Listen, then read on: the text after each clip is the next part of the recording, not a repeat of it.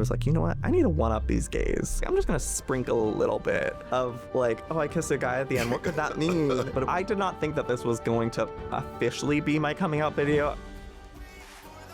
I had internalized homophobia, but I wanted to be seen. And that's when I started my YouTube journey. I just remember taking Am I Gay quizzes. Really? Well, first of all, if you're taking that quiz, you're gay. I started to realize that things with my mom were changing. So there was the strong, independent woman who was so caring and nurturing. And then there was this very depressed and emotionally abusive version. Darkness definitely took over at 19 when I got the opportunity to move to LA. There was like no hesitation. My mom was out visiting me. She was basically saying her goodbyes to me. She said, I just took a bunch of pills and alcohol, and she was overdosing. I remember just looking at her taken out on a stretcher, and I said, well, my boyfriend at the time, Daniel, was traveling, and I was by myself again. I didn't know what to do. Do you believe that you will find love again? Neither of us have been in a relationship since. That could potentially change everything. Hey there, before we get into today's conversation, I just want to share a content warning. This episode includes discussion of suicide and addiction. If you or someone you know needs support, we've included resources in the show notes. Please take care while watching.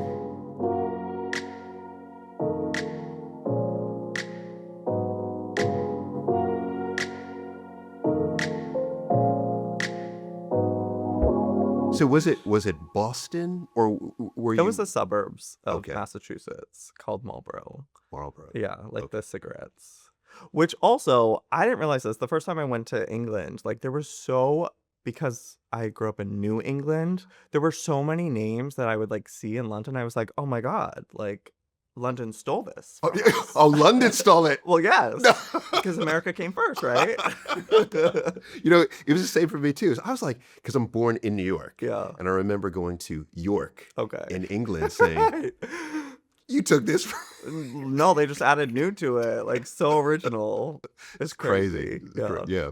So Marlborough. Marlborough, yeah. It was very like small town, very rural, like community vibes. Yeah. Did you feel like it was close knit? Yeah. I mean, it was like my whole world. I was a kid, so it was like it felt like just this small town vibe that, everyone knew of each other. My dad was like super popular, so like he would always like wave to people on the street. I had no idea who they were, but he knew everybody because it was the town he grew up in. So Okay. and same with my mom. She had a hair salon at my house, so she always had like a very social like lifestyle. So it felt like the town all knew each other because of my vicinity of what I experienced. Okay. That's Yeah. interesting. That's interesting.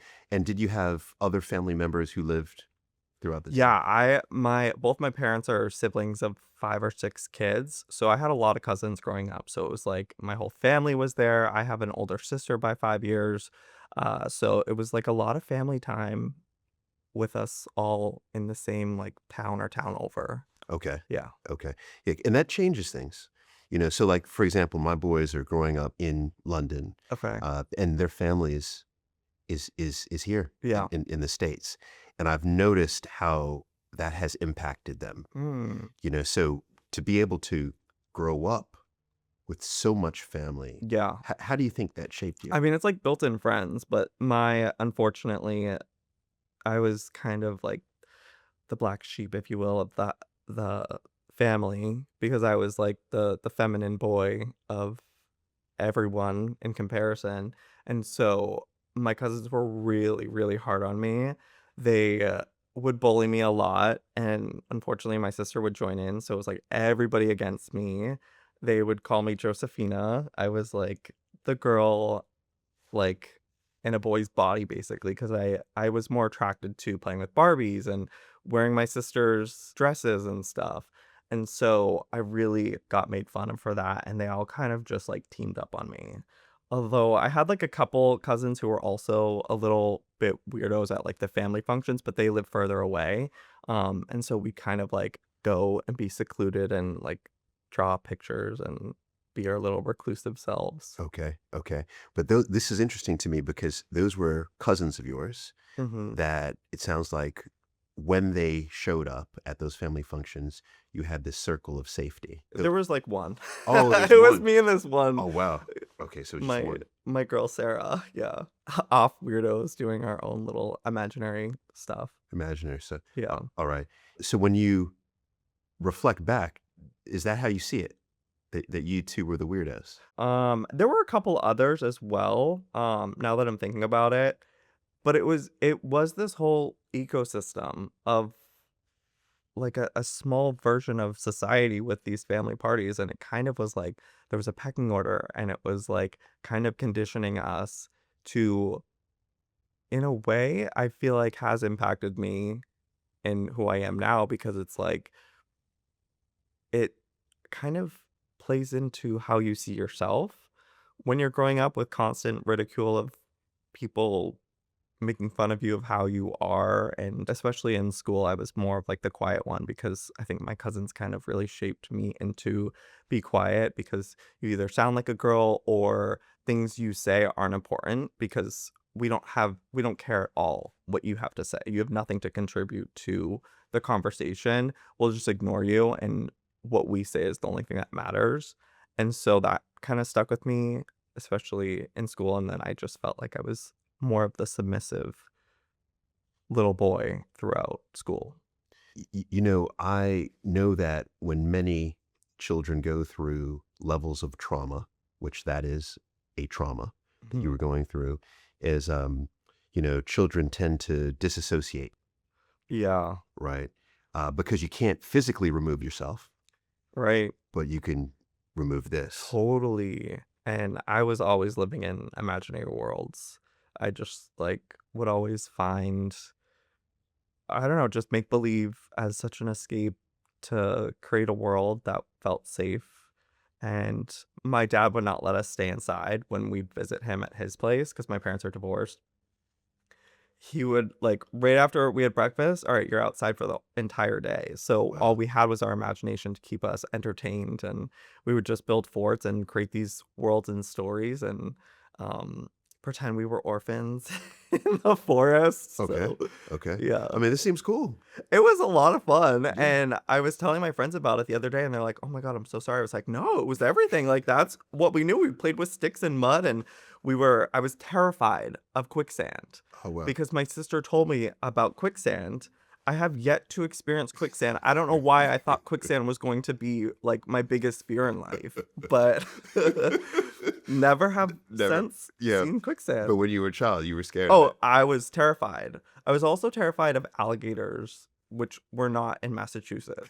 So there was a lot of things. See, the imagination Yeah. was going. Oh, absolutely. You just mentioned that your parents were divorced. Yes. What age were you when they? Maybe when I was 4 years old. And so right off, like when the brain activated, it was I see my dad on every other weekend. And that was just the normal. And my parents' interactions with each other was very tumultuous. It wasn't ever anything positive when they were together. Really, I only spent the majority of my time with my single mother and my sister. And I would see my dad occasionally, and he was kind of like this scary figure that I was terrified of Oh, well. because he was this very stereotypical masculine man who wanted me to behave a certain way as well. Okay. So can we unpack some of that? Yeah. So you said your parents' interactions were tumultuous. Yeah. How would you describe that tumult? I think a scenario that stuck with me as a kid was my dad came, I think, to pay child support. And for some reason, my parents got into it and they were at the front door.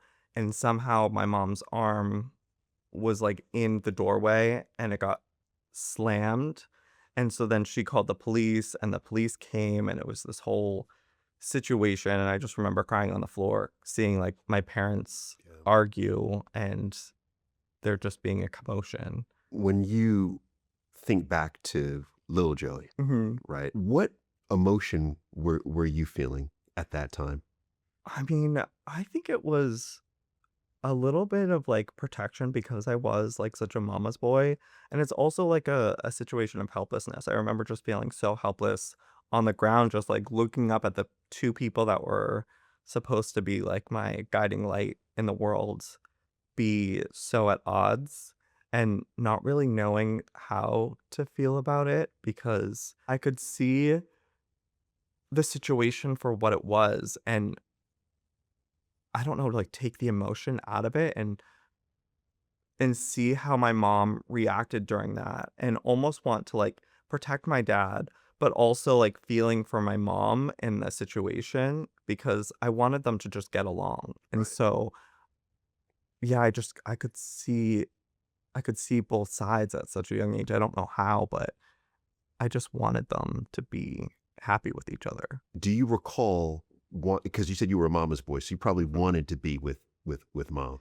Yeah, she was more nurturing and had a lot of love to give, but my dad was just scary. I never really connected with, like, the masculine side, especially just, like, men in general, I think scared me, and so having that loving, nurturing side from my mom was just something that I gravitated towards. Can I show you something? Uh-huh. There's a few things I will unveil to you. Okay. I'd love for you to tell me, how old were you in these? Okay. What do you believe was happening here? So here's the first one. Oh my god. Okay, so that's actually my stepfather. Oh, this is your That's my stepfather. stepfather, Bob, who actually came in and truly was a light through some really dark times and really took our family from the living situation of, like, living in a one-bedroom apartment to living in this big house and going out to dinners and taking us on our first Disney vacation. And so he was, like, such a huge integral part of my childhood. This is so interesting because I can see, Yeah. even in your eyes, I can see how much Bob changed your life. Yeah. He definitely I think I owe so much of my success to him just because he would just always tell me, like, anything in life is possible if you put your mind to it, and I truly believe that, and I feel like having limits on yourself is what, like, stops you from dreaming, and, like, when you think, like, there's a cap on what you can achieve in life, there's and so at 19, when I got the opportunity to move to LA, there was, like, no hesitation. It was like, "Well, yeah, like, nothing bad's gonna happen. I'm going to achieve my dreams because if I just put the work in, like, it's possible." Right. And also just, like, being at that such young age and just everything that he brought into mine and my sister's life was just life-changing. Wow. Yeah. Wow. I can see it. All right. If I can show you another photo, Yes. I believe this could be the same day. I don't know if it was the same day, but yeah, that was that same Disney trip. That was so magical. I remember getting to leave kindergarten. And who's in this photo? It's my mom. That's Minnie Mouse. Love her. Yeah. And my sister Nicole. Yeah. Yeah. Yeah. I love it. I love it. You look happy in Yeah. here. And when I look at this photo, Uh-huh. I say, wow, Joey looks happy in this photo. Yeah. Things are good. What then happens? Darkness definitely took over. I started to realize that things with my mom were changing. There was 2 mothers that would appear randomly. There was the strong, independent woman who was capable of anything and was so caring and nurturing, and then there was this very sad, emotional, depressed, and emotionally abusive version, and that version started becoming more prominent. We just lost everything. You lost everything. Yeah. I lost this caring mother who was there to me, and now she was just this shell of a person, and her and my stepdad separated, and it was just me, my mom, and my sister. I lost Bob, who was this, guiding light that just saved us, and now he's gone, Yes. and I'm left with this woman who I still at that time just loved and adored, and like I knew that she loved me and there was such like a care for each other, but she was so mentally abusive to me at like such a young age that it was really dark and painful times. Yeah. At what point did you realize, because you still had your mom in physical Yeah. form, at what point did you realize you had lost her emotionally, like you had lost that emotional safety? There was this one time I came home from school, and at that point it was already getting rougher. Like she it was like a gamble of like how she was gonna be when I arrived back at the house. It was either she could be drunk or she could be like the sober, capable mother. And I came home from school. I was in like sixth grade, so I was like 12 years old. Came home off the bus, walked to my house, and I see the front door is wide open. And I immediately knew that something was wrong and that she was probably having a situation. There was like bottles of alcohol in the kitchen, and I immediately knew. And so I'm looking for her, and she's outside stumbling around and makes her way into the neighbor's yard. And I am trying to get to her and like bring her back to the house because now I've kind of taken on the caretaker role of our relationship. And she told me that she's going to be dying today. And she like picked up a stick and just like pointing it at the sky. And she's like, when I come back, I'm going to be a blue jay and I'm going to come visit you. And so she was already like preparing me for her, I guess, death. And so I was just so confused and like I didn't know what to do. It was literally just me. Um, and I called my dad. I called my stepdad, and they got, I don't know if it was the police or what, but she ended up getting taken away and she was put into rehab. I think this was maybe the first time she'd gone. She left for, I want to say like a month. And so that was also difficult for her to be gone and then having to like explain that to like friends and be like, "Where's your mom?" It's like, "Oh, she's on vacation." Oh, wow. That's what you literally said. It was like a constant excuse situation. But then I would either live with my dad or Bob would stay at the house while my mom was away. From 8 to 19 was just constant up and down. I mean, it wasn't every day, but it was, and there was like periods of maybe like a few months after rehab that she was good. And so I got like a taste of the old mother back. And so I think the constant good and bad almost made me latch on even tighter. Type. Yes. Yeah. I see it. I see it. So when you look at that period of your life, how do you believe that period has impacted who sits in front of me today? I think I'm now just very independent. I've learned to like take care of myself and not rely on anyone. Yes. So I think that is probably, I'm also like in relationships and partnerships, I'm kind of like searching for that motherly figure, which is annoying. Like I really like a nurturing partner. Um, so I don't know if that's an effect or that was just always at the core of like me connecting with a more nurturing partner. But and then I mean, I still have like my triggers and stuff. I don't like being around drunk people at all. Like Mm. that irritates me. Like if people can't take care of themselves, like it really triggers me back to like having to take care of my mom and like bring her to bed or, pick up the mess she made, or I don't know, it's just a really triggering thing. I just don't like going out to bars and seeing people unable to function. Yes, yes. Your mother, you Yeah. said that you no longer talk to your Yeah. mother. I no longer have a relationship with her.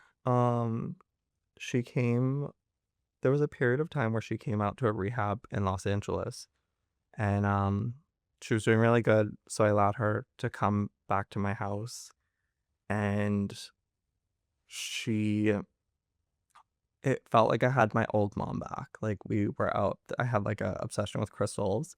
We went out crystal shopping and, had, like, a really good day, and then I came home and was upstairs in my office. I think I was, like, recording a video, and I heard her yelling downstairs, and I was so confused, and she was, like, yelling for me. She was like, "Get downstairs right now." And I was like, "Excuse me, you're in my household, like, you don't talk to me that way anymore." And it was the Mr. Hyde character that was back. Mm, And I was so confused because that character only comes out whether she was drinking or she was on meds of some sort. And so I was really confused, and I went downstairs to confront her, and I was just so triggered because I knew immediately by the way she was talking. She was slurring her words, and I was like, "What is going on? Like, what did you do?" And she again, it would reminded me of that time where I found her in my neighbor's yard telling me that she was gonna die. Um, she was basically saying her goodbyes to me. She said, "I just took a bunch of pills and alcohol," and she had was overdosing. And I was by myself again. My boyfriend at the time, Daniel, was traveling to Montana, and so I didn't know what to do. And she was basically telling me that this is her goodbye. So I called the police. They sent an ambulance, and I'll never like forget the image of her being like taken out on a stretcher out my front door.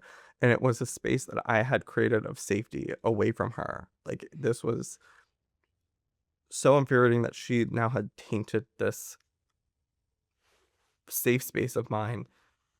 And I didn't know what was going to happen to her, but I remember just looking at her and I said, "This is the last time you're ever going to see me again." wow.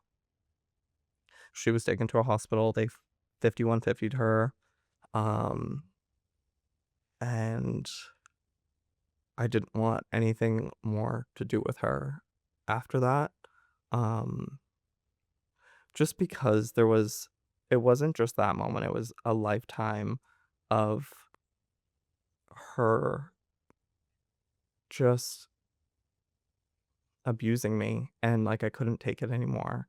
And so that was a bit of like my final straw. It's like, how dare you come into my space and do this act of taking this medication and trying to kill yourself in my home.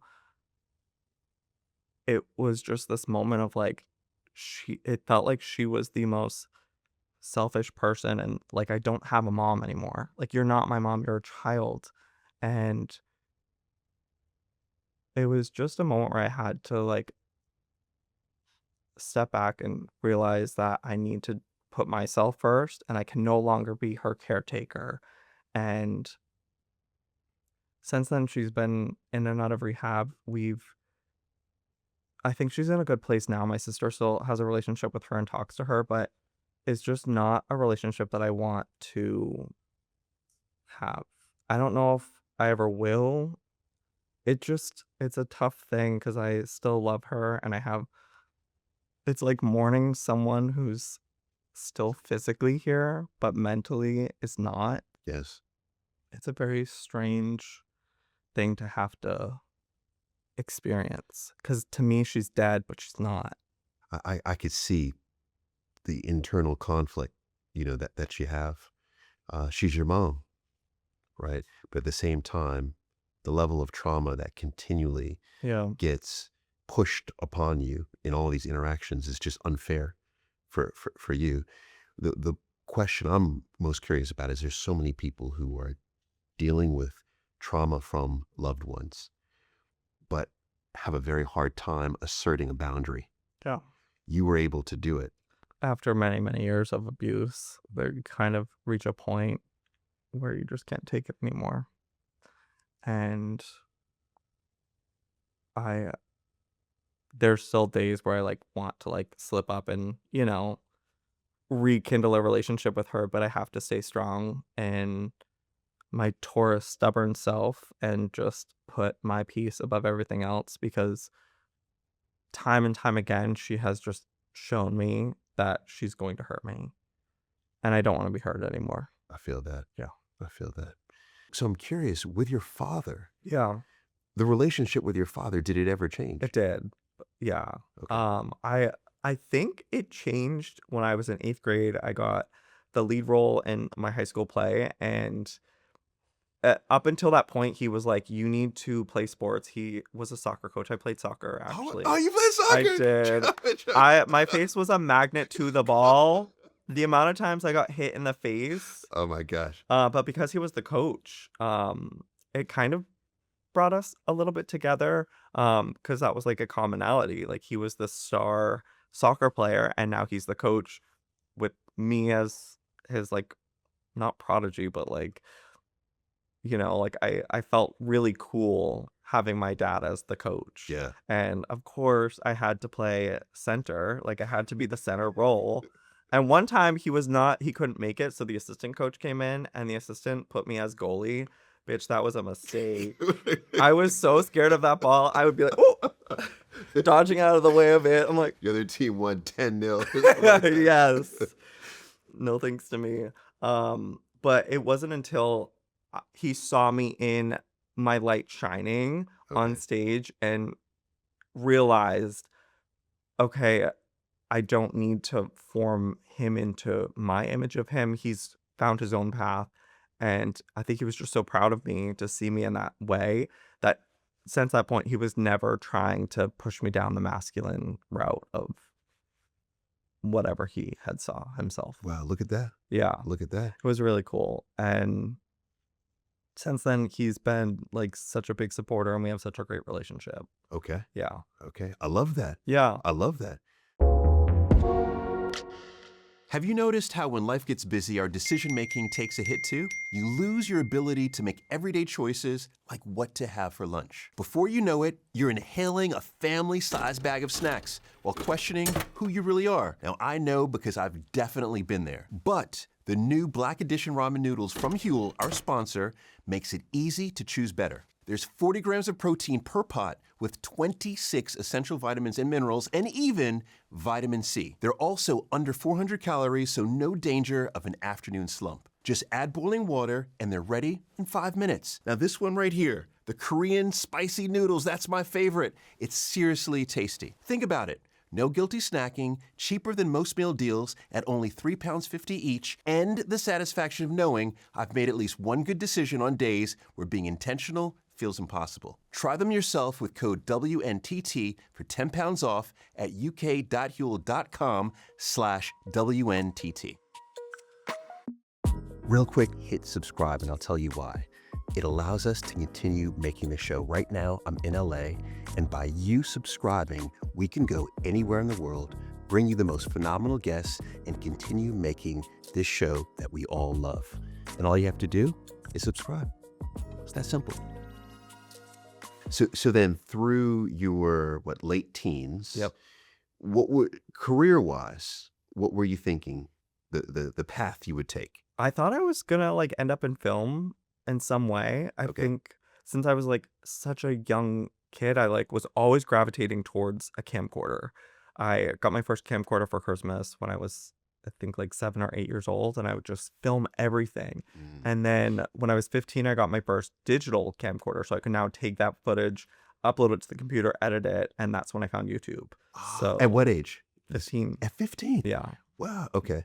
And that's Okay. when I started my YouTube journey. Okay. At 15. Yeah. All Almost right. 20 years. So we have to talk about this. Okay. This is big. This is big, right? So first is what inspired you to post? At 15, I think it was well, there were YouTubers at that point. They were small and, like, had, like, maybe 10,000 subscribers, but it was so new, and, like, seeing there was this one girl, Brookers, who was from Massachusetts, and she was posting these, like, really well-edited videos, skits, and just, like, music video type things, and I was just so fascinated with YouTube, and I was like, "I need to do this," and so me and my high school best friend just got my camera and started making skits and uploading them. And uploading them. Yeah. And is it so within 6 months, Mhm. how many subscribers did you have? Oh, I think, like, it wasn't that much. It was, like, maybe we got up to, like, 6,000 or something. Okay. And so it was a very small climb. I mean, there also wasn't that many people on the platform. So it was a lot of, at first, me making fake accounts and commenting Oh, really? on Did you? my own post, being like, this is the best video I've ever seen. And then commenting on other people's pages, self-promoting. Say, did you see this post over here? Like, did you No, see it'd be this like, video? oh my God, I love your videos. Go watch mine.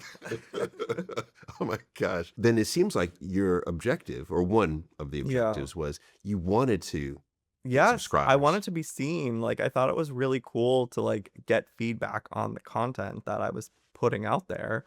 And I mean, even like right from the beginning, the comments were all about me being gay. Really? And I'm like a 15-year-old kid who, at that point, like, being gay in my surroundings was a very negative thing. So it was something I was very upset at, that there were comments suggesting that I was gay. At 15, you were not out. No. So to get those comments, you were upset for what reason in particular?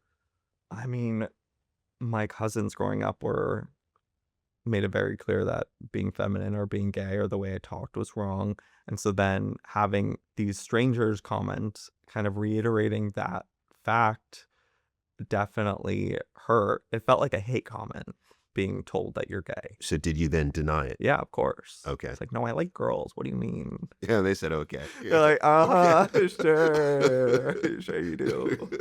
Fair. It's fair. So, all right. So then, what was the content? It's like just these weird skits that we created. And then we learned pretty quickly that taking more pop culture moments and combining it with, I don't know, like a song or something was like a magical recipe. So I combined, this was like back in 2007 or 8. No, it was like 8 or 9. Farmville was like a big thing on Facebook. Yes. And Justin Bieber had just come out with his One Time music video, and he was just popping off.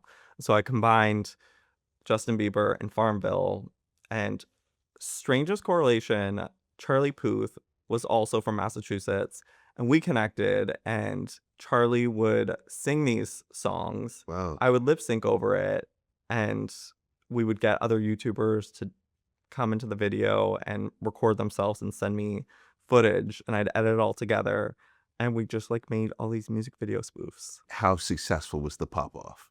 It was good. I think it got us to like 100,000 subscribers, and then we came out to LA for the first VidCon, and because we had these videos that were doing well and we had a decent amount of following, there was like attention towards us. And so the very first YouTube network was being formed, and we got invited to join. And so that's what prompted us to move to Los Angeles. Okay. And this is Maker Studio, yeah. Maker Studio. Yeah. Yeah. Can we talk about Maker Studio first? Sure. Okay. Yeah. Yeah. Because I find it to be fascinating. Yeah. Especially because it was sold for, was it $1 billion? Yeah, something crazy.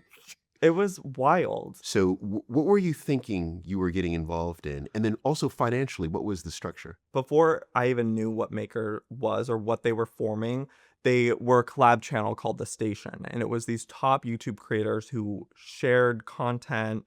They made these skits and like these really high edited production content as a group. So it was like these like major YouTubers at the time. And so I thought we were being invited to join that channel. And then it wasn't until we, like, got there that we were like, "Oh, wait, this is not that." So they You're over here, Joe. yeah, Yeah. but they once a month would produce a higher quality content for our channel, and it was basically like a rev split after, I think, $5,000 a month. They would take a percentage, but we never reached that, so Oh, we really? kept all the money.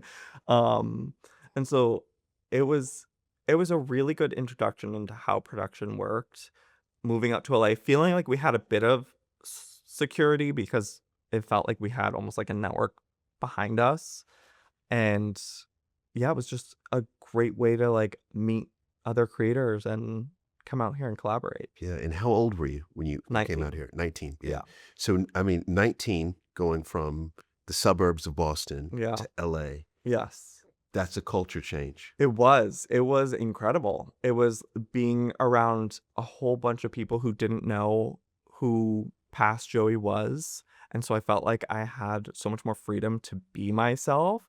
And the group of friends that I surrounded myself with were very accepting of gay people. And so I felt more comfortable to be my flamboyant, like joyous self. And so eventually felt comfortable enough to come out to them. And that kinda started my whole gay journey. All right. But LA was just, like, freedom. Wow, LA was freedom. Yeah. Look at that. Look at that. Can we talk about your coming out journey? Yeah. What were those milestones for you? I think the first and major one is the internalized homophobia. That Mhm. was the biggest hurdle to get over, was finally accepting that I was gay.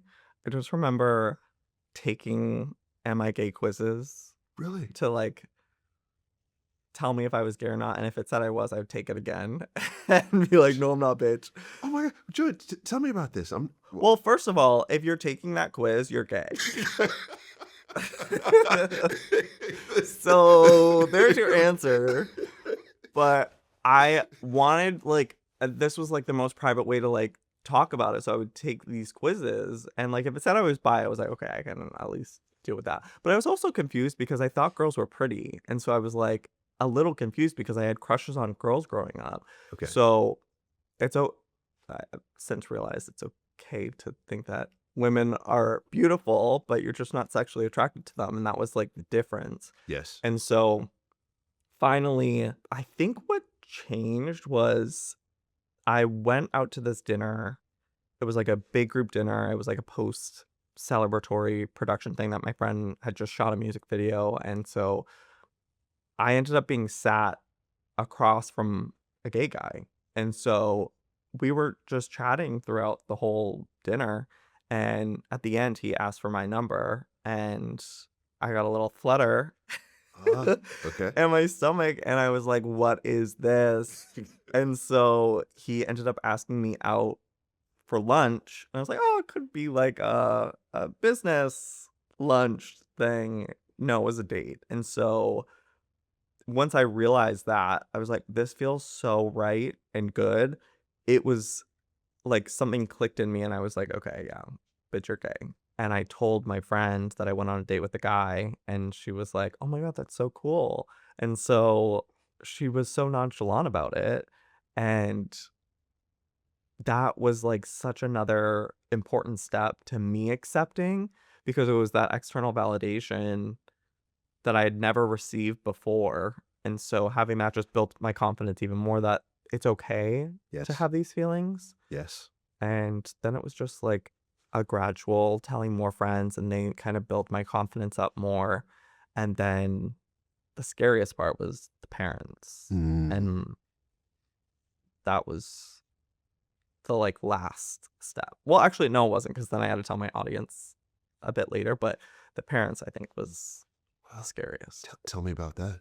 Well, at this point with my mom, I now was separated from that situation. It got really bad with her before I left. Like, we got physical with each other. And so it was like this weird thing where she was out visiting me, and we were in like a good period of our relationship.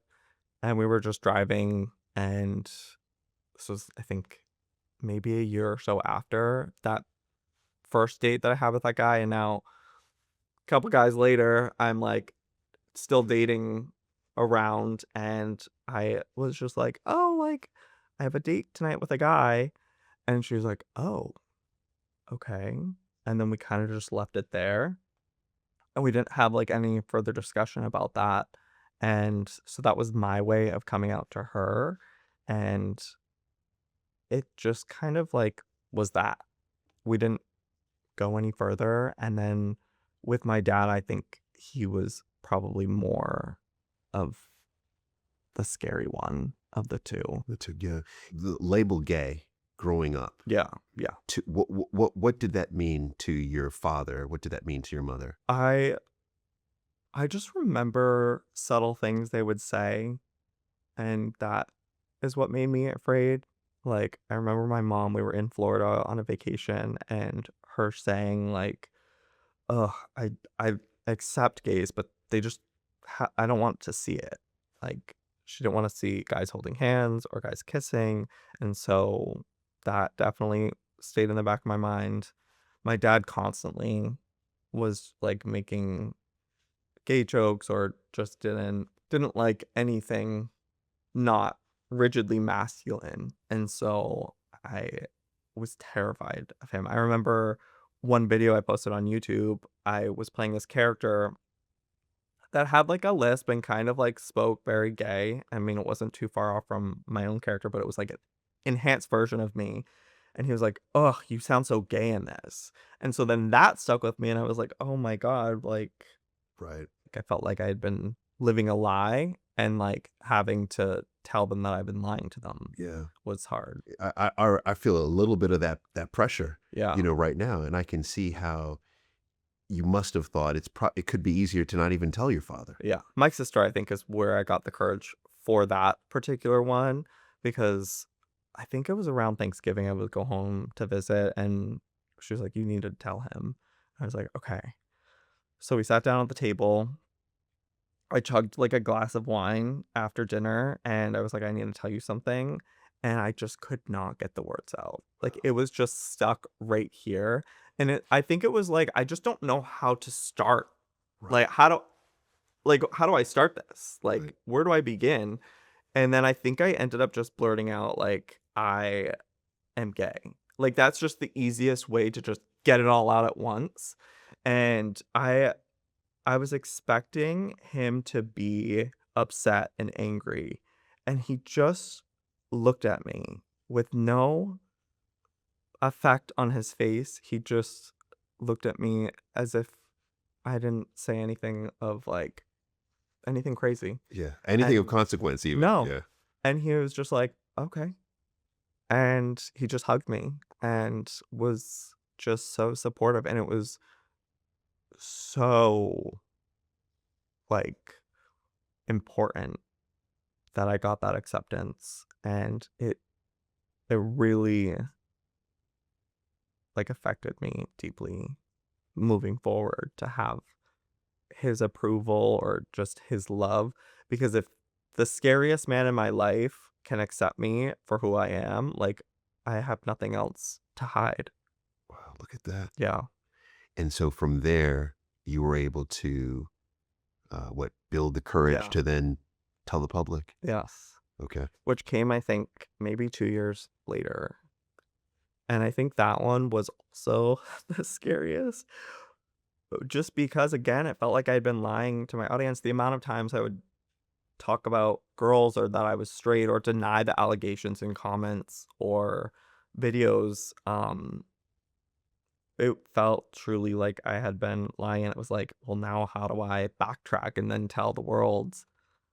Which, by the way, telling the world is so scary because you're just inviting a bunch of strangers to comment on their opinions, and I Yes. was scared that that was gonna, like, push me deeper backwards than it would forward. Right. And I think it's also important for everyone to know who's not aware of how widely followed you were at this point. Yeah. Yeah. What was that following like for you? So, I vlogged every single day for 5 years, but I think I was maybe 2 or 3 years into it, so I had built up this large audience of teenage girls who I think a majority of them could tell that I was gay, but there was a lot of them that were, like, actually in love with me, and so there was the fear that by coming out as gay, I'm now cutting out a big portion of my audience that is attracted to me or sees, like, a potential future with me through, Yes. like, a parasocial vlogging every single day, you become connected to that person, and so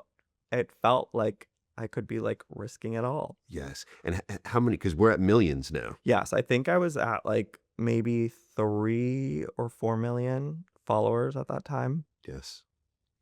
and I think what, like, ultimately gave me the courage was other YouTubers coming out and seeing their response to their coming out, like Troye Sivan, Connor Franta, like, those were people that I mean, there was a time where, like, coming out videos were a thing.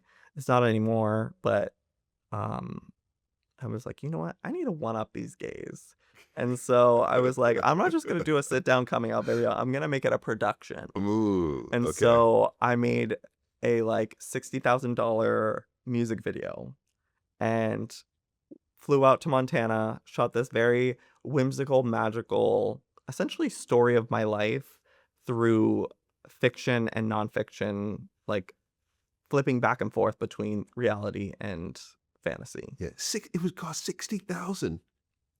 60,000? That's Oh, how it much cost it costs. 60,000. Yeah. It costs 60,000 Oh, for this. Oh yes. my goodness. I know, it was a production. You did definitely one up everybody. I certainly did, and Yeah. I think it has, like, 45 million views now, so, like, it was a hit. It Oh was a yeah. moment. Oh yeah. It was a moment. I think there's a key aspect to that moment. If I could show you something. Okay. I have so many things to show you, right? Um, I think was that on set? Yes. Don't wait.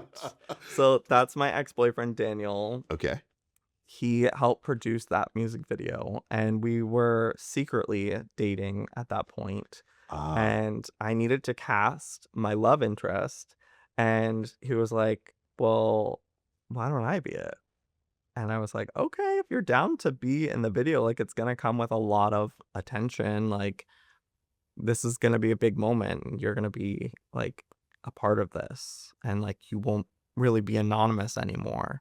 And he was down, and it was just intensity after that.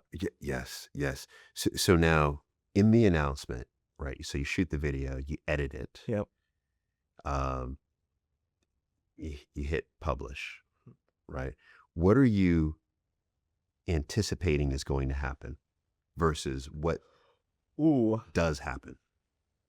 I it was, like, split. I think I knew that there would be a lot of support just based off of what other people had experienced with their coming out videos, but there was also just, like, the fear of it, like, not coming across the way that I wanted. You never really can guarantee people are going to react the way that you want them to react.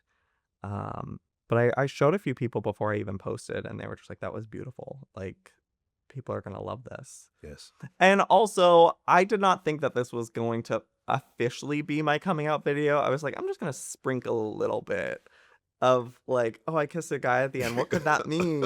And people were like, "Congratulations, King! Like, we knew it." I'm like, "Wait, but I didn't officially say Say it. anything." Right. Um, but yeah, it ultimately became my coming out video. Yeah.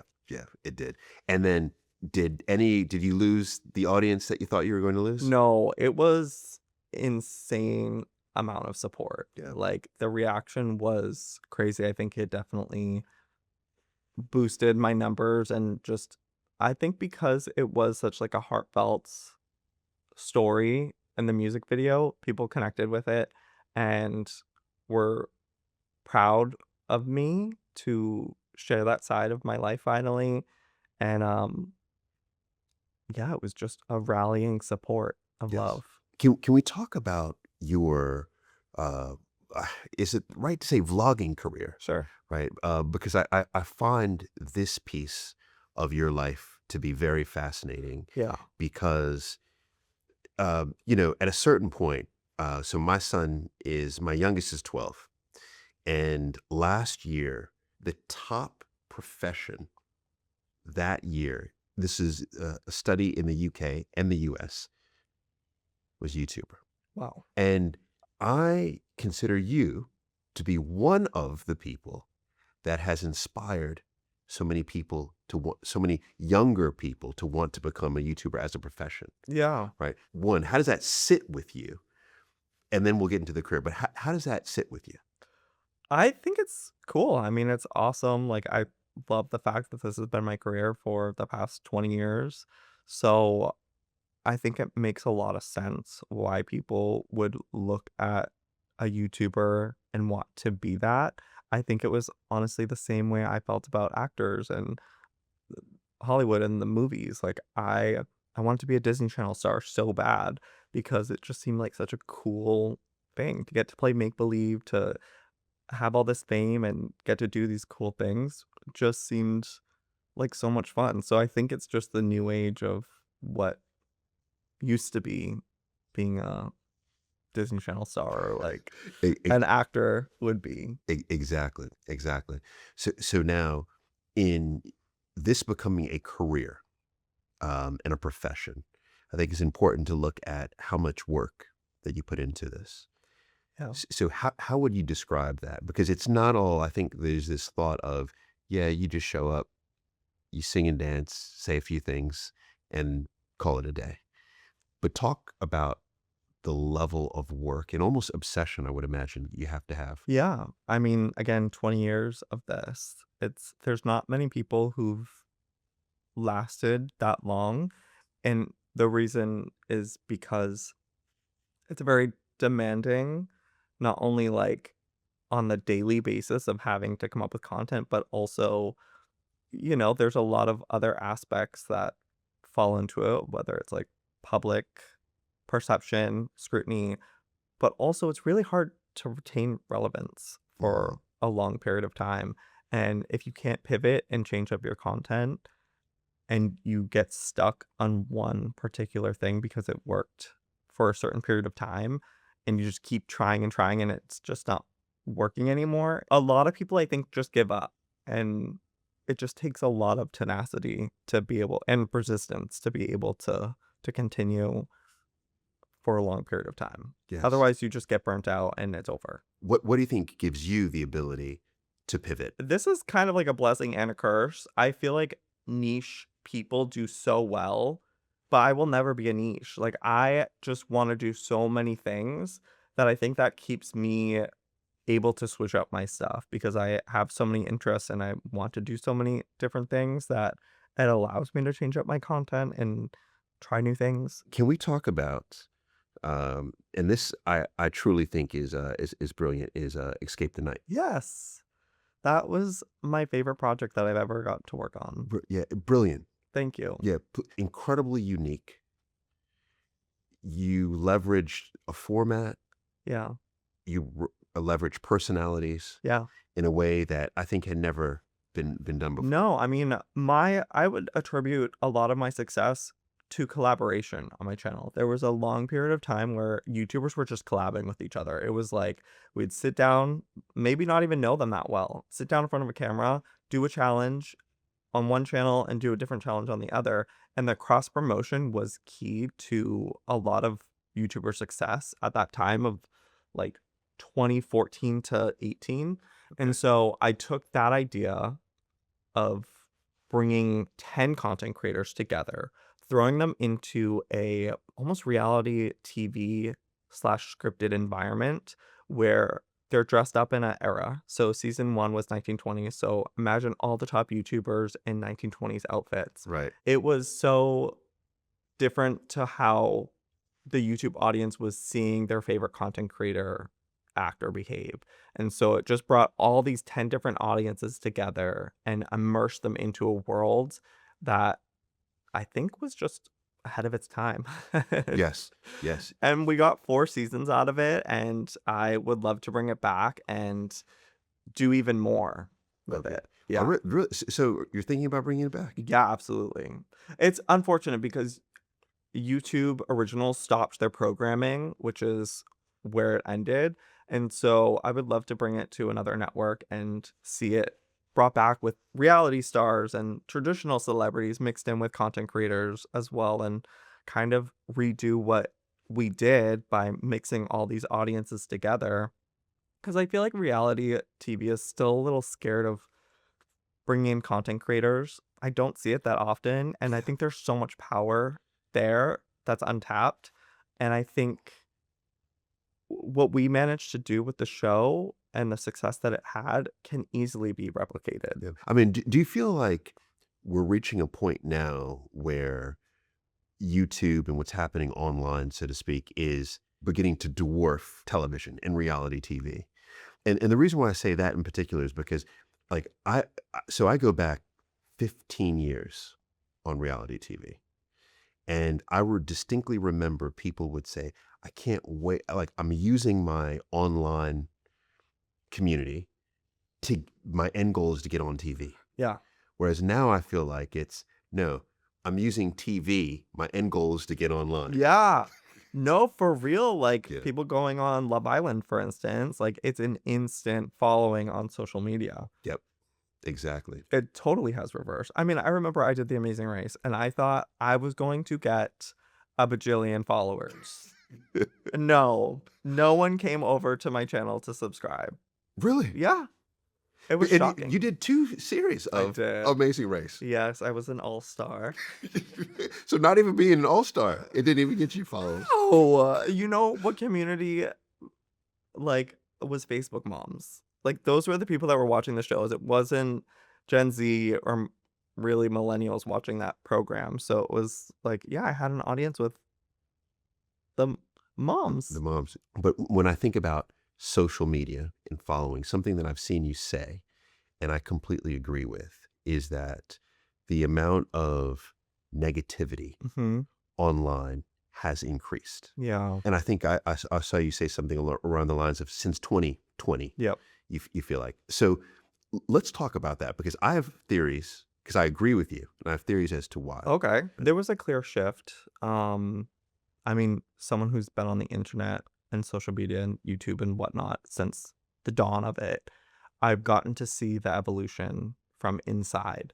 And how it started was it was a lot of the outsider community, the nerds, the weirdos, finding community online. And we had all these like subcategories of creators who built audiences, but it was really like a bunch of nerds and the outcasts, I guess, if you will, who found their tribe online. And then in 2020, when everyone was forced to go inside, Yeah. the entire world found our little safe haven and joined in. And so it wasn't just content creators and their audience, it was now everybody is now in this space. And it was like a new wild, wild west where there's now TikTok involved. And it was very easy for the average normal person to have a video be seen by a lot more people, not just their audience. And so I think it was just the introduction of the rest of the world finding our little space. Yeah, yeah. So I'm with you on that. And I would say that I think what then happened is that you had so any type of engagement creates more uplift in the content. And I feel this has really been the case over the last several years is there's more cultural and political divide Absolutely. to the point where it's so interesting. I noticed that the the hate comments are predominantly the comments that you see under so much content now. And that's the content that ends up staying with, I think, the creator. Hmm.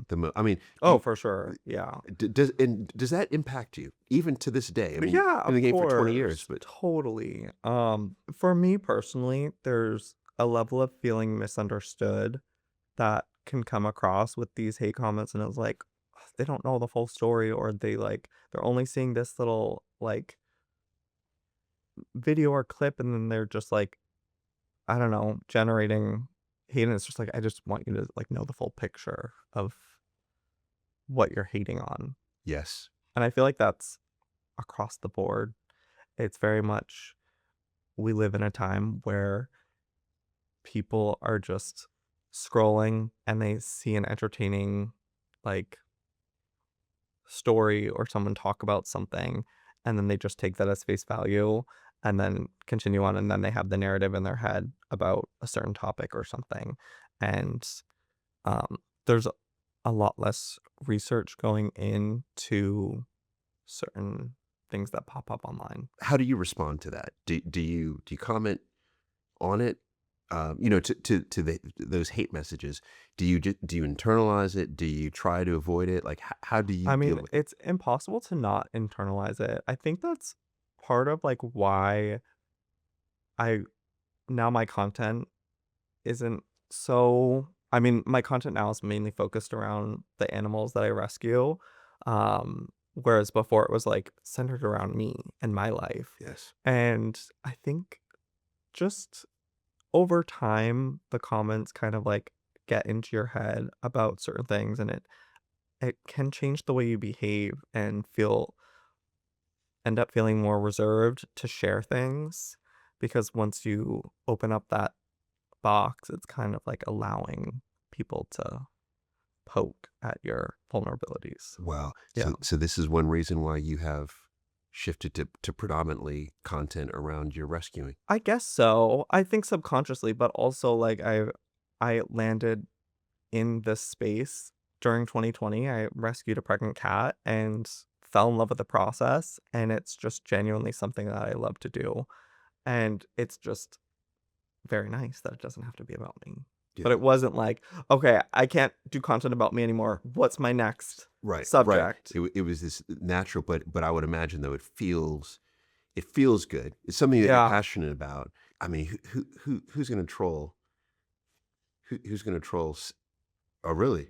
Saving, rescuing dogs. Who are folks trolling? I think it's just another thing. It's like people are upset that people are saving puppies from death. Mm. If people are upset about that online, nothing's off the table. And so you're also a writer. Yeah. When did you begin writing? I wrote like these crazy books as a kid. They were like just colorful pages, and I just write stories. And I remember my first creative writing class in 4th grade, and just like we had 30 minutes to write a story, and I just like was writing up a storm, and I never wanted to stop. And looking back at like I understand why, because it was like just a creative outlet to like get my imagination and like these stories in my head out. And it started in 2014, 15 when I started writing my memoir book about my life in real Okay. life. Yes. And that was a very therapeutic experience because it was like talking about life experiences, but it was about me. And then the following year, the publisher wanted to do another book. And I was like, well, I have like a fictional story I would like to write. And so that became a trilogy called Children of Eden. And that was just like a gateway opening into the creative writing experience. So then my fifth book, The 12, that just came out in February, was my fifth book. It's about witches having powers based off their zodiac sign. Wait, what's your sign? Yeah, it is. Well, I'm a Virgo. A Virgo, okay. Yes. And I didn't subscribe to it at all. But now I'm fully. Do you know stereotypically Virgos are the most anti-astrology? Yeah, so that fully tracks. They're notorious for not believing in astrology. I was like, this is so- all BS. This is all Well- nonsense. This is, I don't know. No. But now, Joey, like, I'm beginning to really see. Yeah. So now I saw the, can I say, promo video Okay, of sure. 12 of 12. Yes. And I found it to be fascinating. Oh, thank you. Do you know why I found it to be Oh, so tell me. fascinating? Because the book was there. I mean, you flashed the book. Yeah. 12 was there. But there were some other things happening in the video as well. Yeah. I see, and I thought, wow, Joey knows what he's doing Yeah. out here. I love to do like, I mean, same with the coming out video. Like I love a production. I love to make a dramatic, cinematic. I see things very visually in creative. So like when I'm writing my books, it's all very visual. So I'm writing it. When I'm writing, I see it as a movie in my head, and I'm just typing out what I see is kind of my process. Can we talk about the supporting character in your promo video? Okay. All right, which was the same supporting character in your coming out video. Oh, okay. You see where I'm going here? Yes. Yeah. So one is, can you talk about him, how that came about in your promo in that Yeah, video. no, I mean, that video you're referring to is just one of the many promo things that I created, but that was a big one. It was me kissing my ex-boyfriend. Yes. And so, yeah, we still have like a really good connection. We never really stopped being friends after we broke up. And so we had this idea to just like, spark a little conversation. A little conversation. But Yeah. also he was a part of the launch of my first book, and so having my 5th one come out, it was just kind of like a little bit of a throwback of making out with your ex-boyfriend. I mean, who doesn't do that? Right? So on this though, you remain friends after you broke up, Yeah. right? Which is something that most people cannot do, right? Yeah, I know that for a fact, totally. right? So one is, what is it about the two of you or your relationship that has allowed you to remain friends? I think because we did things on mutual terms, I think that helped, but also on a deeper level, he also experienced a lot of similar trauma growing up that I experienced, so we're just, like, connected on a level, like, that of our childhoods being very similar with not having parents in our lives, and I think because we had such a strong bond with each other, it's something neither of us really want to lose in a Mm. friendship, and so we chose to stay in each other's lives over not having each other in our lives. But that is, to me, that is something that takes a very high degree of maturity Yeah. to be able to do. But how do you do that? It's difficult at times. Like, I feel like we probably should have had a period of no contact Yeah. because it does extend the moving on process and being able to detach from each other much longer. It's been a longer process than I think if we had gone no contact, we would have been able to have more of that separation. Um, but now I feel like we're in a pretty strong place of it just being very friendship. Even emotionally, though, there's still, in order to sustain the friendship, Yeah. there needs to be an emotional connection, Hmm. right?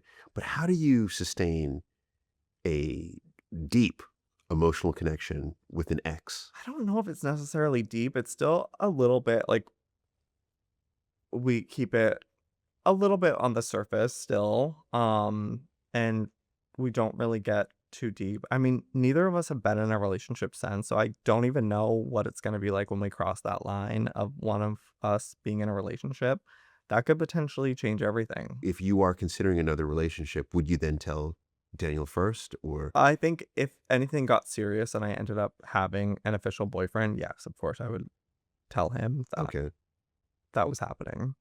Can we talk about love? Yeah, All right. totally.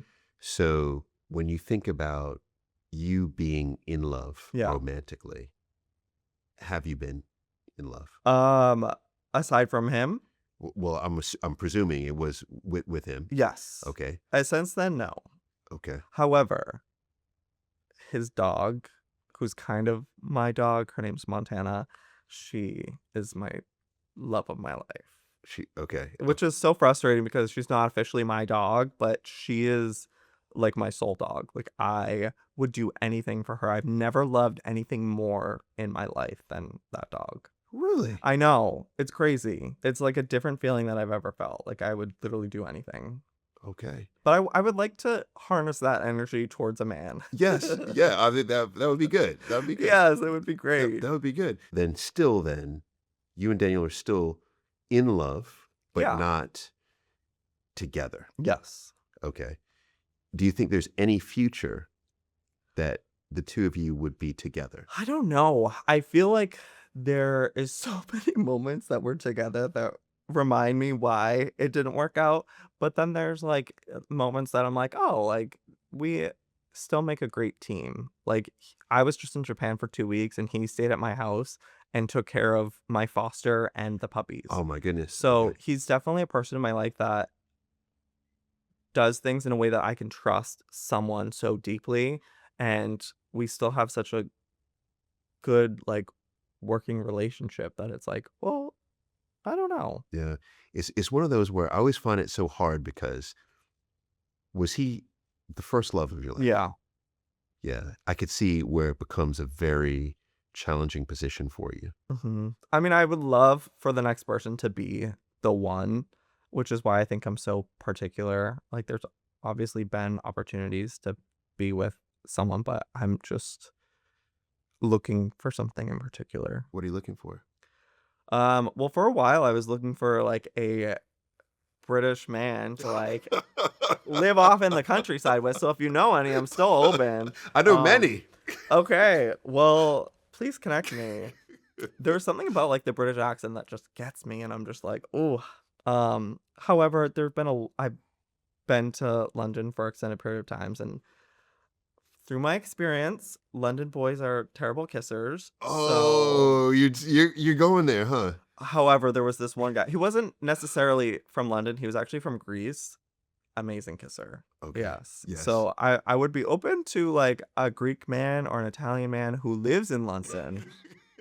Maybe has developed a British Accent. accent, and we can go off and live in the countryside and have a bunch of animals. And Okay. yeah, All right. that's the I can see that for you, for okay. sure. Thank All right, I'll you. make that happen. Please. I'll make that happen. Okay. Last question on relationships, though, for you is, do you believe that you will find love again? Yes, without a doubt, 100%. Yeah, of course. Of course. Okay. Yes, Yes. Yes. and I'm so excited to have that feeling again. I think I'm a little burnt out right now from it, and I'm just like focused on work, but I'm not looking for love, but I'm open to it. Hey there. We have conversations just like this one every week. So if you haven't already, hit subscribe, and I'll see you for the next one. You mentioned your sister. hmm So where are you and your sister today? So we ended up getting a lot closer um, when I got into high school. She was a senior when I was in eighth grade, and we had like 1 year in the same school together. And she was very mean to me growing up. Like she'd throw me down the stairs. She was just abusive to me physically. And then one time I finally retaliated once and I like attacked her. Like I went full feral and she became scared of me. And then we from there she like had some respect. She was like, okay. And then I think she threw a party once and I didn't tell on her. And so she was like, okay, I can trust him. I respect him. And then we started developing a closer relationship. And now we talk like every single day. And she's like my closest person that I can, you know, share stuff that I'm going through in life. And, I feel like she's my older sister who can give me good life advice. And yeah. Yeah, look at that. Joey, I have a final surprise for you. Oh God, what is it? Is it a puppy? It is a chihuahua. No, it is this. It's a little letter. I'd love if you could read it out loud for Okay. us. Let us see. Joey, I don't think I tell you enough how much you mean to me, even though you're my younger brother. This is for my sister. I've always looked up to you in so many ways. Ever since you were young, you've had this Oh my God, I can't even read this. Ever since you were young, you had this natural ability to make everyone around you feel calm, safe, and understood. Growing up, there was so much chaos and uncertainty around us. But just having you around brought me comfort. And I don't know if I've ever fully told you that before, because we both know I didn't show it very well when we were younger. Watching you grow into the man you are today has honestly been one of the greatest gifts as your sister. I'm constantly in awe of what you've accomplished. But what I admire most is the person you are at your core. You have such a good heart And the way you show up for people, care for others, and make everyone around you feel valued is something really special. No matter how much life changes, to me, you will always be my little Joey, the kindest boy with the biggest imagination and biggest heart. You're not just my brother, you're truly my best friend. You're the person I can always talk to, lean on, laugh with, and trust through every stage of life. I feel incredibly lucky to have you by my side, and I hope you know how proud I am of you every single day. I love you so much. How did you get to her? That is so sweet. I love that. Oh my god. That was really sweet. Yeah, I love her so much. There's not many people I have in my life that I'm like super close with and can be vulnerable with. And she and like a few select others are the people I can confide in. Yeah, yeah. What I also love about the love between you and your sister is I think it gives so many of us hope who maybe didn't have a close relationship with our sibling Yeah. earlier Yeah. in No, life. that's very true. I mean, typically your siblings you're going to experience an entire life with. So I think they're probably the more important person to fix whatever relationship you have missing with them. Yeah, well said. Well said. Yeah. Joey, I've enjoyed this. I have to thank you for this sweet letter and, giving me this space to share more of my story. Absolutely. Absolutely. Is there anything that we haven't talked about, that we haven't covered that you want to touch on? It's the full thing. Yeah, I think we were thorough with it. I will then ask you the final question. Okay. Everyone gets this question. Okay. All right, it's my favorite. It is you've had some incredible conversations in your life. When you think about the most memorable, who was it with and what did you learn? Oh, wow. Yeah, that is I think I again have to go back to the conversation with my stepdad, who like really, really instilled in me just the belief that anything in life was possible because without that deep, integral conversation at such a young, impactful age, I honestly don't know if I could be here sitting right now with the success that I've achieved without having the limitations set on me. So I think I have to give it to him. Thanks for your vulnerability, your just rawness, but also for your inspiration. Oh, You know, thank you, you. you you inspire so many people. And I think it's important for you to know that because sometimes, especially for those of us, and I'm one of those people who stay in my head most of the time, Yeah. it's important to look out and realize that you are doing good. You are literally changing lives. And I think ultimately that's the most important thing we can do I here think with so. with our time. Yeah, And you're doing I it. agree. Oh, thank you. I appreciate that. Yeah, thank you. And I'm gonna find you a man Okay. in I'll take you up on that. so preferably, right, we want someone from Greece or Italy who Yeah, lives anyone European, honestly. That anyone over there, I'm good. okay, but you want the British accent. Or any accent. Or any Accent, yeah, just a little spice. a little spice Yeah, who is open to living between the states and Los Angeles. done, done, Okay. done, done, done. All Okay, right. all right. I got you. Can't wait. Yeah, okay. Joey, Joey, Joey. All right. Joey's super successful as an adult, but yet you can still see the conflict and the turmoil, the internal turmoil based on events as a child. It's so interesting to see his journey because he started as the mama's boy, as he said. He started feeling ostracized from his dad, not connected to his sister, but yet connected to his mom. And look at where he is today. I do believe wholeheartedly that kids soak everything up, not only the words, but the silence. And in Joey's case, that's exactly what he did. He heard these homophobic statements coming from his mother and father and family members. And that becomes a part of that internalizing. And you can see how harmful it was and how reluctant he was to even come to his father over the course of so many years. But then eventually, when he does come to his dad, his dad embraces him and accepts him.